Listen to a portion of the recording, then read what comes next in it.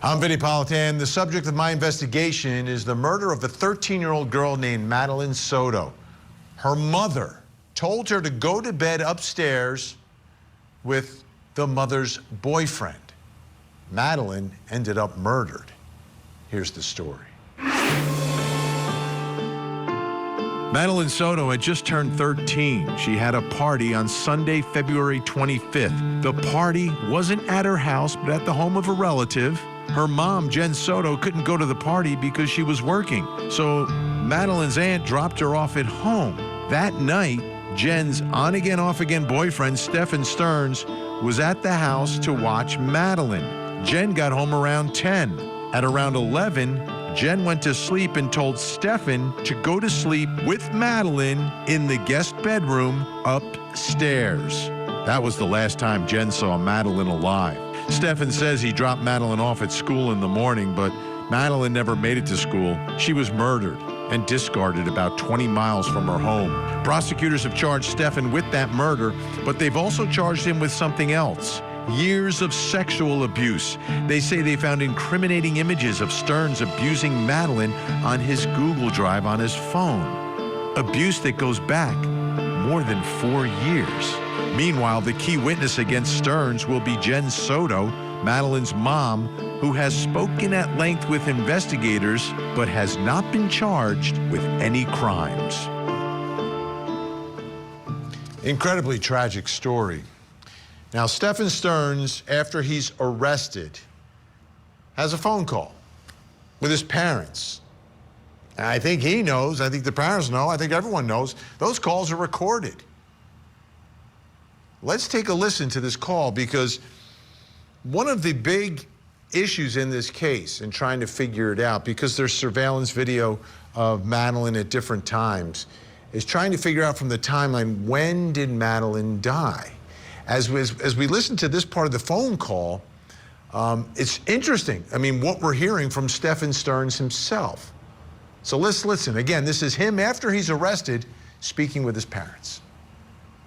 I wish I had done the correct thing to begin with.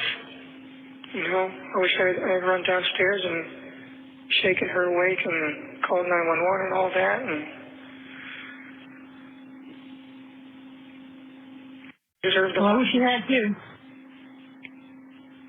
I wish you had too. Maybe she could have been saved, but you know. She was beyond that. Okay. You know, when someone's that ice cold and just gone. She was in a different part of the house? Yeah. She wasn't with you? Well, she had gone to be with me earlier in the night, but I left her alone for quite a while I was sort of just walking around and, you know, haunting around the house like I do. You know, sometimes I go out for walks at night, or I just sit on the couch and just fiddle around on my phone, or just, you know, I don't sleep well at night, especially when I've got to be up early and do something the next day. Yeah. And that was the case. So every time I realized anything was wrong, it was She was in a different part of the house when you found that out? She was still upstairs. Oh, she was upstairs. Okay. Yeah, I left her alone there. She was upstairs and he had left her. Okay? In this home, there's bedrooms downstairs, there's bedrooms upstairs. Stephan Stearns was upstairs, and he said he left her upstairs. Brings us to the first question in our investigation, and it's an important one, extremely important one. Did Madeline die in Stephan Stearns' bed? Is that where she died? And obviously, according to prosecutors, is that where she was murdered? Here with us, he's followed this case from the beginning, Court TV field reporter Cody Thomas, and creator and host of Grizzly True Crime Channel on YouTube. She, too, has been following this case closely and owns this case on YouTube. Gisela Kay is with us as well. Thank you both. Cody, I want to start with you just to try to clarify for everyone. He's talking about upstairs, downstairs. What can you tell us, and what have we learned about the living arrangements inside this home. Well, Vinny, most of what we've learned about the living arrangements have come from interviews that Jen Soto, Madeline's mother, has done with police and investigators following Madeline's death. And through those interviews, we learned that Stephan was messy. The house was messy. The way Stephan lived gave Jen Soto anxiety when they originally, both of them two, lived on the bottom floor. But take a listen to this portion of a police interview where Jen Soto tells investigators that she told Stephan that he had to move to an upstairs bedroom. Take a listen. He's not a very clean guy. He's kind of a little hoarder, a collector. So just my house was always a mess and never the way that I wanted it to look. Or the clutter just gave me anxiety. So I asked him to move upstairs and he did. So Vinny, Stephan obliges. He moves upstairs to that bedroom, and this is where things get a little dicey. And again, in another police interview, Jen Soto details the sleeping arrangements once Stearns did move upstairs, and this is where she tells investigators that she would send Madeline to sleep with Stephan alone without her. And remember, Stephan is not her biological dad. She'd send her daughter to sleep alone in the room in the same bed as Stephan in an arrangement that is non-traditional to most. Take a listen to this. And once he moved up to bedroom 4, were there instances where Madeline would sleep alone upstairs with him?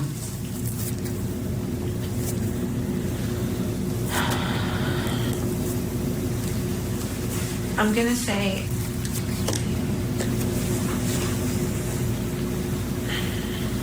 I want you to think carefully before you answer, because obviously we've gone through your phone and we've seen all the conversations that you've had with Stephan. So it's clear that that's occurring. So I'm giving you the chance to answer the question. yeah, I'm just trying to figure out how many times it's happened. Okay. Why are you allowing that to occur?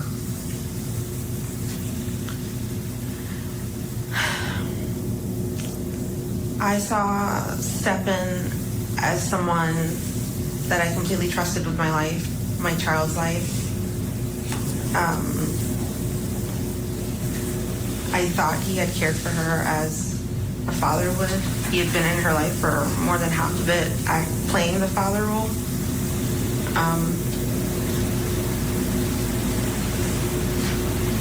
I thought he cared for her the way I did. So Vinny, regardless of what she was saying, Stephan's playing the father role, that he cared for her the same way Jen did. It's almost as if you can still hear some of the hesitation in her voice as she tells investigators that her daughter was sleeping with this strange man, really. She knew him, but it still wasn't her father. No, it wasn't her stepfather either. They weren't married. There was nothing official. There was a guy who was, well, we'll get to that. Gisela, let me ask you, is it clear now from these phone conversations and the rest of the evidence that she died in that bed? I think those jail calls are so incriminating because not only does it pair up with Jen Soto saying, I sent them upstairs, and Madeline Soto's phone showing that the data shows it went upstairs, but now Stephan Stearns literally saying it started there. I don't know what he means by it in the jail calls, but he's saying it all started there, and then he went downstairs for a bit, and then he went back up to check on her, and she was already gone. So yes, I do think that's the most plausible scenario now, is that she was murdered upstairs in bedroom number 4. And when we say bedroom number 4, in this house, there's multiple people, right? There's other folks upstairs? Because he's saying that he goes downstairs and leaves her up there. So I'm wondering in my mind, what could possibly be alleged during a trial? Do we know if other people were there that night? The roommates were there in the other bedrooms upstairs. There were 2 roommates. One of them also had a son. I don't think the son was there at the time. But yeah, it sounds like he's opening the door to speculation about maybe somebody else did something to her, because he just like walked away and then he found her like that, which is just very unlikely.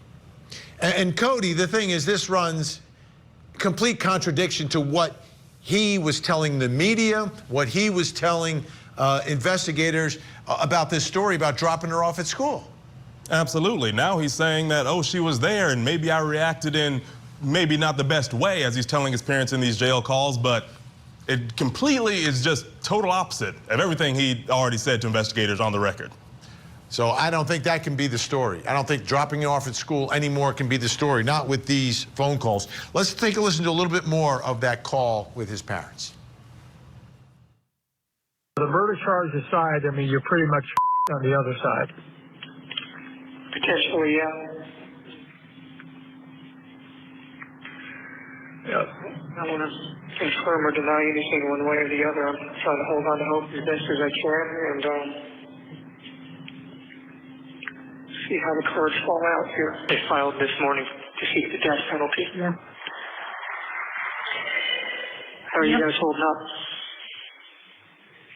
Well, we're just waiting for this to play out. So, you know. Yeah. So, Debbie, your mother said that you were officially charged with murder. I didn't know about seeking the death penalty. I didn't hear that. Well, it won't happen for a long time, according to your attorney, if at all. And from what we heard, your judge does not like the death penalty. He thinks it's too lenient, and he would rather have you in jail for the rest of your freaking life. Oh, wonderful.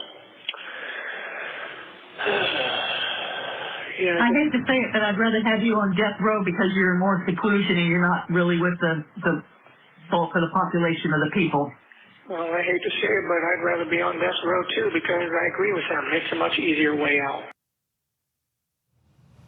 Gisela, this, I mean, it seems like the whole family is acknowledging he did it, he's guilty. These jail calls are so shocking because now we're hearing it from the horse's mouth and his parents. Like literally, if it wasn't for these calls, we'd still be wondering, you know, I don't wonder anymore after hearing that. And there's multiple calls where he says, he basically is admitting that he murdered Madeline Soto. It's really quite stirring and shocking to hear. Like, they know they're being recorded. Like, there's the little message at the beginning of the conversation. And I'm wondering, you know, what's the explanation for all of this? What's the explanation? It seems the closest we get, Gisela, is that he says he goes downstairs and then goes back upstairs and sort of finds her there. But then there's the other part of the story, right, where the body is not found in the home. The body's found 20 miles away. Exactly. He didn't call 911. He didn't ask for help. He pretends to say, I wish I went downstairs and woke her up, probably referring to Jen Soto, and called 911, but he didn't. He carried her body out of the house, according to the detectives, and drove around with her deceased body for 2 hours and then put her in the trunk and disposed of her. I mean, that is beyond anything he's trying to tell his parents. Unbelievable. Okay, our guests staying with us. Coming up next, what happened to Madeline inside that room? Just seeing her pale face and blue lips and how ice cold she was, and she passed away. You know, I suffered a catastrophic mental breakdown at that point. Lori Daybell. Already convicted for the murders of her children. Doomsday Cult mom is now lawyer Lori. She's representing herself. On charges of conspiring to murder her fourth husband. She said, I can murder you now. She really thinks she's equipped to try this case. She appears very sure of herself. I have real trial experience. It's going to be a strange trial. We'll see how it plays out. The Cult Mom Conspiracy Trial, next week following jury selection, only on Court TV. Maybe God just delivered her out of a place that was going to become really bad for her.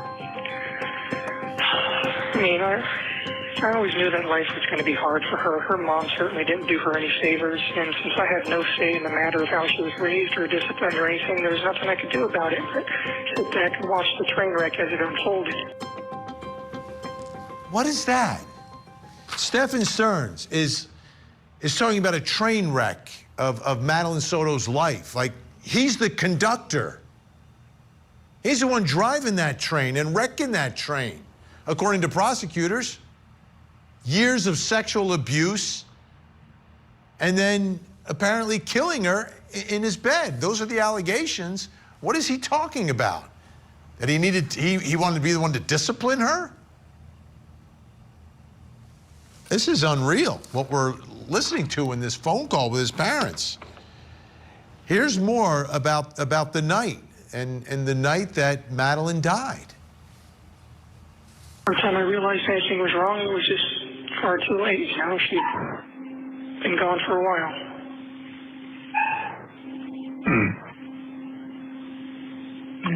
Okay. Just seeing her pale face and blue lips and how ice cold she was. And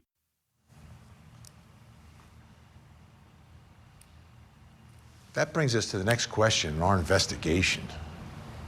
This poor girl. What happened to Madeline inside that room? Room number 4. Let's bring in our guests. Joining us, forensic death investigator, host of the very popular Body Bags podcast, Joseph Scott Morgan. Still with us, creator and host of Grizzly True Crime on YouTube, Gisela K. Joseph, let me start with you. His description here, her face was pale, lips were blue, and she was ice cold. How long does it take for someone to get into that state after they've been killed? Well, we don't have a quantitative amount or a number, okay, for temperature dip here. But what I can say is that for the first hour after death, you're going to lose about 1.5 to 2 degrees of body heat. And then that's the first hour. For every hour after that, you're going to lose 1 degree up until the 12th hour, until you assume what people refer to as room temperature.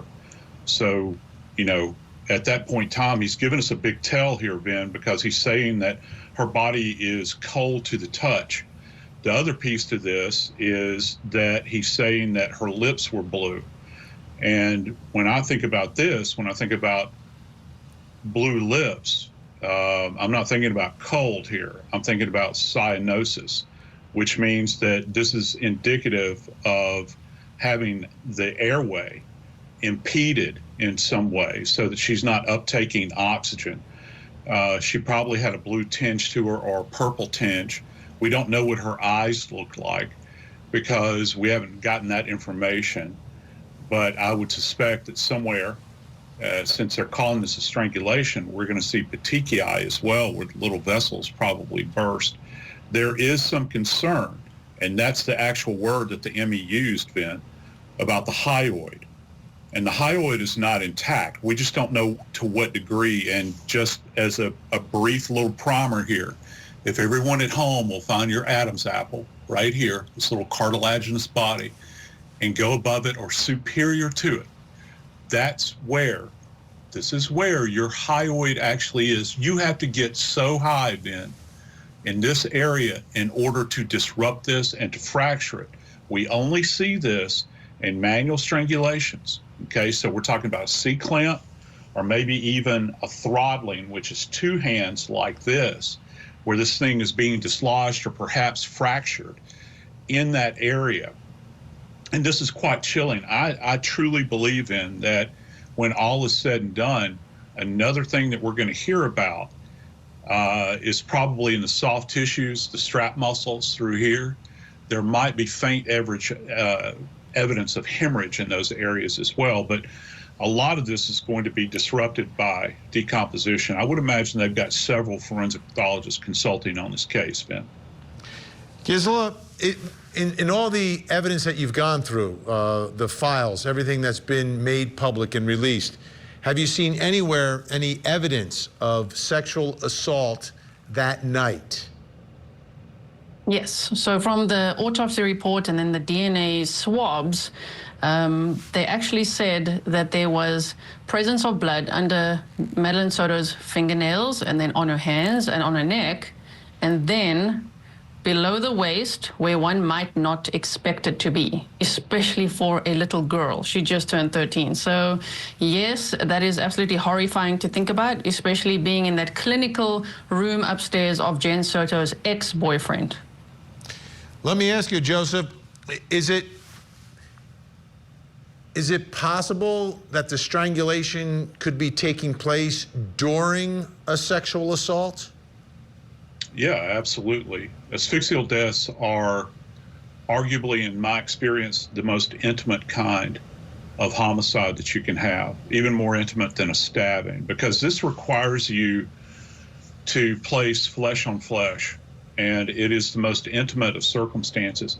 I'll tell you one other thing I'd be very interested in. I know that they did a rape kit, okay? That's going to be standard in this case. I would be very interested to know if they did what are referred to as pubic combings, which is, if you've heard the term a fine-tooth comb, that generally applies to like gathering of lice eggs. But we use those combs, those fine-tooth combs, at autopsy as well. And what you're looking for is hair, pubic hair that has fallen away. So not just the victim, but also a perpetrator. And if you can find a hair that is associated with him, and we'd be looking for mitochondrial DNA in this case, if the root ball did not come out with it, that could be another tie back as well then.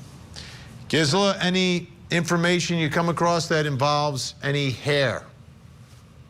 Yes, they did actually find a hair in that region of Madeline Soto's that wasn't hers, but they said that it was like inconclusive. They couldn't quite complete that test. I did also forget to mention that they found Stephan Stones' saliva or his DNA on her breast area as well. So yeah, there's a lot of evidence there. Unbelievable. All right, our guests are staying with us. We've got more to get to in our investigation. Up next, how about Mom? What did Jen Soto know?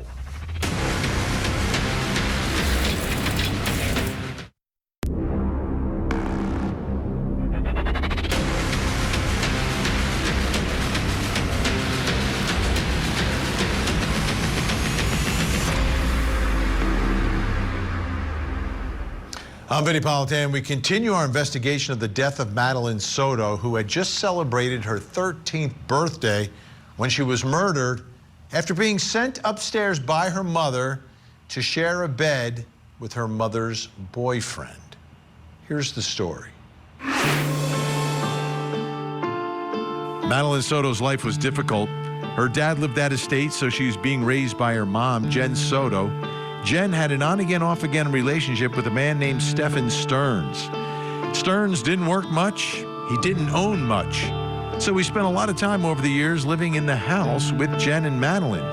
Then in a strange arrangement, Stearns would sometimes sleep with Jen and Madeline and sometimes with just Madeline alone. Jen says she didn't suspect anything was going on.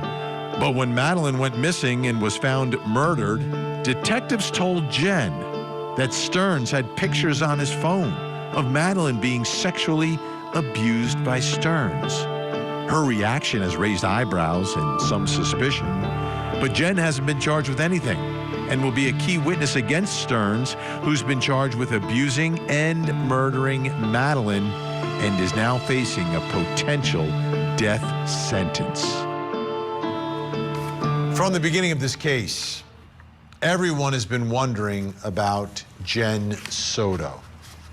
Everyone. I mean, Jen is a single mom, right? The father's not in the picture. She's a single mom, but it has this guy, Stephan Stearns, who's coming in and out of her life, and she's the one who brings him into Madeline's life. And they live in this house. And it's not the biggest house in town, but it's, you know, it's a decent size. Got a couple different floors, some roommates living in there. But it's Jen is the one who's literally sending her daughter to be in a bed alone on another floor of the house behind a locked, closed door with her boyfriend, a grown man. So after his arrest, he's speaking with his parents on the phone, and there's a lot being revealed in these phone calls. Take a listen.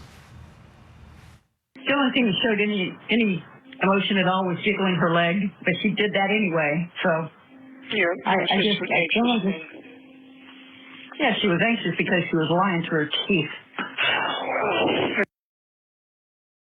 Why is it in a bracelet? But you know, it's fine. I wouldn't waste too much energy having any sort of grudge or hurt feelings against her. She's suffering too in her own way, so. I'm not as much as you are, sweetheart. Well, you know, she lost her daughter. Yeah? Her whole world was turned upside down too. This is bizarre. This is bizarre world. But mom is very skeptical of Jen Soto. And Stephan Stern seems to be saying, well, you know, she lost her daughter. What do you mean lost her daughter? Like, he's talking about like she's dead in your bed upstairs. Unbelievable.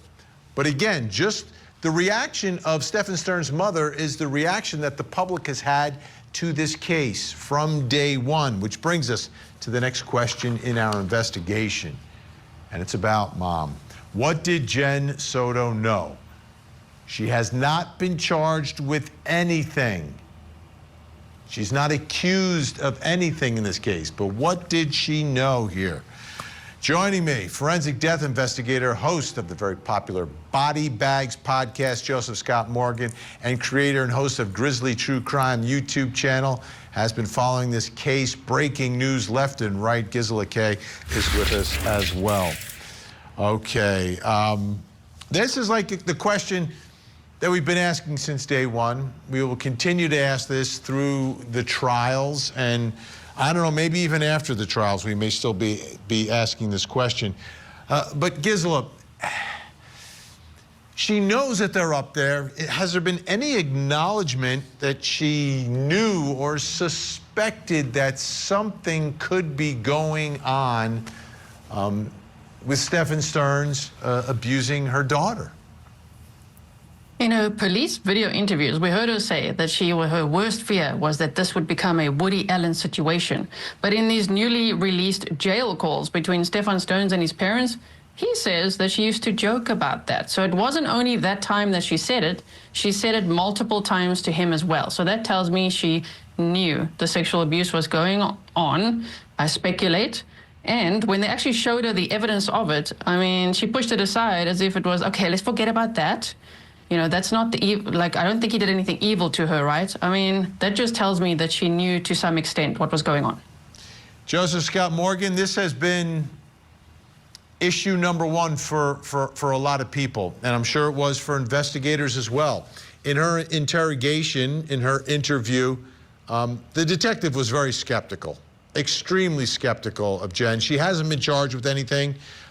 She's not facing charges here, but it just seems difficult for her to not know, to be that oblivious, especially in light of what Gisela is saying here. You know, she's talking, she didn't want a Woody Allen situation. And Woody Allen is the one who ends up marrying the adopted daughter of his girlfriend or ex-girlfriend. Like, to me, that's pretty direct. That's not like a random reference. No, it's not. And, you know, in the first segment that I was involved with, we were talking about Tom issues, right? I want to circle back to Tom here, Vin. Think about this volume of digital data that we're talking about. It takes time to amass these images and the videography that goes along with this disgusting set of circumstances. So the big question is, when did all of this filming and still photography take place? And we also have to think about the amount of time that this individual has been in Maddie's life. And to be out of touch to this degree, I think, with the intimate nature of what was going on, it speaks volumes to this. Relative to what this child had endured below these many years. It sends a chill up, I think, any right-thinking person's spine to think that he would have this kind of access and opportunity if, in fact, he did generate these images for her. It's interesting.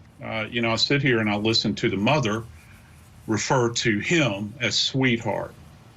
And I really wonder how many times throughout her precious little life that Maddie was referred to as sweetheart. I'm going to call her sweetheart right now, and this sweetheart did not deserve what happened to her. I don't care whose hand it was at, because there's a lot of peripheral actors involved in this, Ben. Absolutely. Let's take a listen to Jen Soto here making the denial, and again, no charges for Jen Soto. If I knew anything, I promise you, I would tell you. Like, I am willing to take a lie detector test, whatever the you want, but I don't know anything. He's never mentioned anything. I've never seen any signs. I tried watching her like a hawk. I thought I was doing a good job, but I wasn't. I was oblivious to everything. 4 years? Minimum. That's just how that far back the cloud goes. And Gisela, this is the part that nobody understands. Nobody understands. And I think you add to the fact that she's literally sending her daughter up to that room with him. Like and it's at a point apparently in her relationship with Stephan Stearns where they are no longer engaged in any sort of sexual contact. Exactly. How uncomfortable is that? And knowing that her daughter was doing better after Stephan Stearns moved out, but still inviting him over to stay over the night after Madeline Soto's birthday party so that Jen Soto could enjoy her 2 days off. That alone is terrifying. And then to think of just the next day after Madeline Soto, you know, on the 26th of Feb of 2024, after she had died and Stephan had her in the vehicle. How did Jen not know that he was doing laundry that day? Because he was doing that all morning. So she would have known he was doing laundry. She knew that he factory reset his phone. She obviously knew that he was last with her upstairs, but she wasn't angry. She actually wanted to get him a lawyer. That was the reaction. Does he need a lawyer? Like, your daughter's missing. You've just seen pictures of her being abused by this man. Does he need a lawyer was the reaction. Unreal. Joseph Scott Morgan, great to see you. Thank you so much. Gisela's going to stick around. Yeah, still to come, are there other potential victims? We want to understand that you gave the deputies consent to look through your phone. You did? Okay. You're a very intelligent person. I don't want you to discredit yourself by saying you don't know about all the pictures that are on your phone.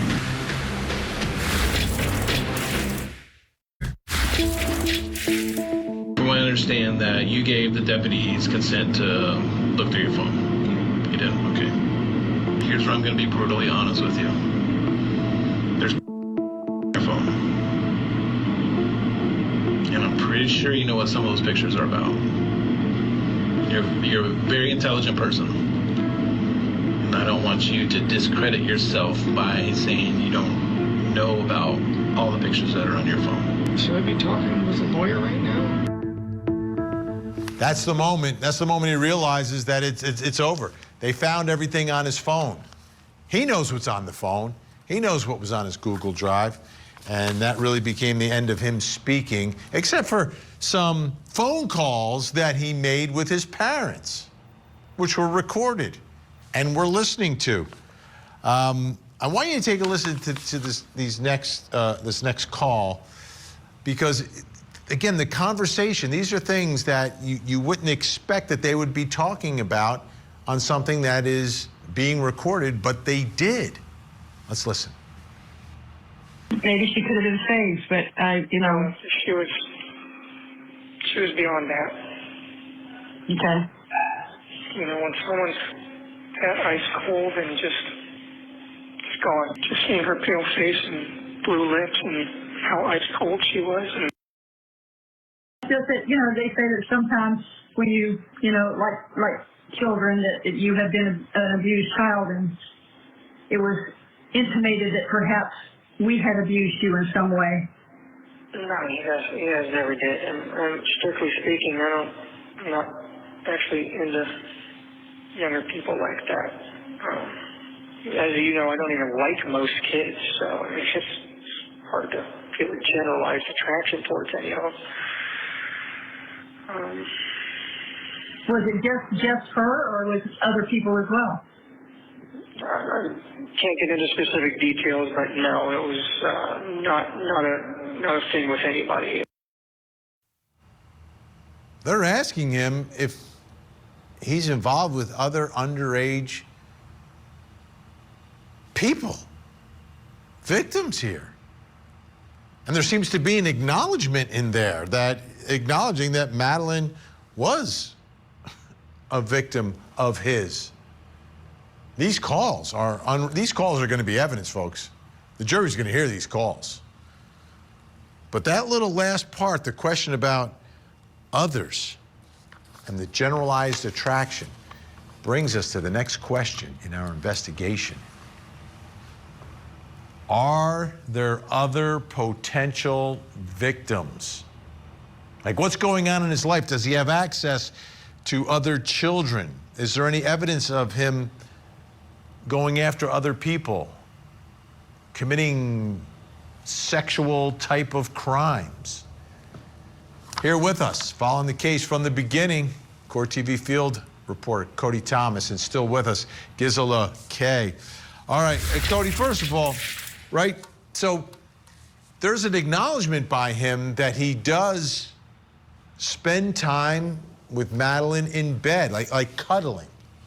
Absolutely, Vinny. Of course, that could be seen as some odd behavior by most adults. And there are several accounts of odd behavior by Stephan Stearns from a couple different people. One of the most notable ones is from Stephan's ex-girlfriend, not Jen Soto, but an ex-girlfriend prior.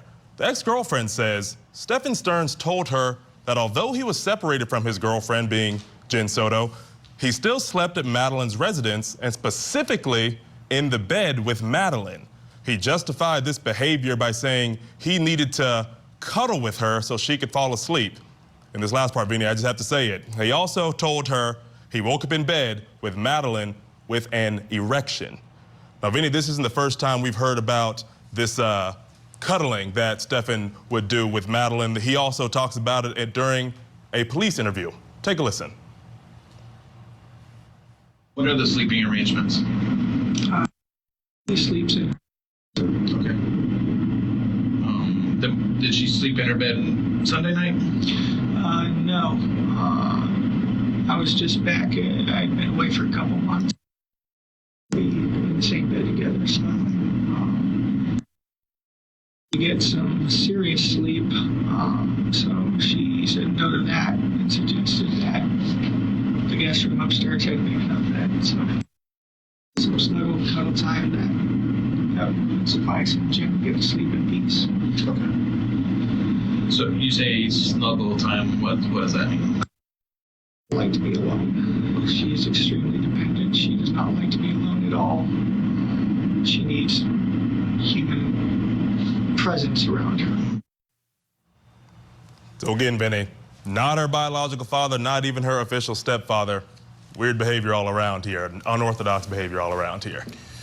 Gisela, this part, has creeped out so many people, but it seems to me what we're hearing here from Stearns is some sort of minimization and explanation for his conduct. Yeah, I mean, he tends to do that, and he always makes himself to be the victim. And even saying, Jen needed her good night's rest, and then him and a child could have some snuggle cuddle time. I mean, isn't that just sickening? But to think of the charges that he's facing, over 60 counts of these child sexual abuse charges, each count linked to 10 or more pictures or videos. And that's just from his Google Drive. Then they found a USB as well. And there's 35,000 images on there. And those are most likely other kids. So when he says it wasn't really a thing, I think he means it like if someone says, are you dating someone? You say it's not really a thing. That's how sick he is. Like with Madeline, he thinks he had a thing, and with all these other kids, not really. But I'm sure there's other victims as well. Cody, how about the story about him and a roommate? What was that? Yeah, Vinny, so this was according to investigators during an investigation. And actually, in a court document by those same investigators, it should be noted, prior to the search of Stephan's apartment, I was advised there were photographs located on Stephan's phone where he appeared to record his roommate in secret. While at the apartment, I was able to utilize Stephan's cell phone and recreate the angle and contents of the photographs by placing his cell phone under the crack of Stearns' bedroom door. So what does that tell us, Vinny? He was sliding his phone under a door, whether it was a bedroom door, maybe that was a bathroom door, but in an effort to sneakily spy on his roommate at the time. This is some creepy behavior, Gisela. Very creepy. And I was actually, I thought you were going to bring up that there was an ex-girlfriend that said that he could only get aroused if she played dead. How scary is that to think that in many of the pictures and videos, Madeline Soto appears to be sleeping. So she may have been drugged or sedated or something. And with this, adult ex-girlfriend, she said she had to basically lie there as if she was dead. That is, I think he could be so much worse than we can ever imagine. Unbelievable. And then, Cody, another friend was talking about his I guess, what he's like when he goes out. Yeah, Vinny, this friend specifically says here they would be out and about and an adult female would be interested in Stephan, and Stephan showed zero interest. Stephan said he was more upset about the bond he created with Madeline than having a relationship with Jennifer. So it seems that at any given time, all times, whether he's out with his friends, adult friends, he's always somewhat thinking about Madeline here, Vinny. Yeah, what's more shocking here, Gisela, that there's an adult female out there that might be interested in him, or, you know, his whole attitude toward the thing. It looks like he's is it possible that at this point he's his sole focus is on Madeline? I don't think so, because he's such an alleged predator that I think even the filming under the door and cheating on Jen with some other lady and she's having to pretend to be dead and then abusing Madeline Soto, that's a lot. There's a lot that was going on with this guy. So, yeah, I don't think we've heard the worst of it yet. Now, he hasn't worked much, but Cody, our understanding is that he worked at Disney at some point?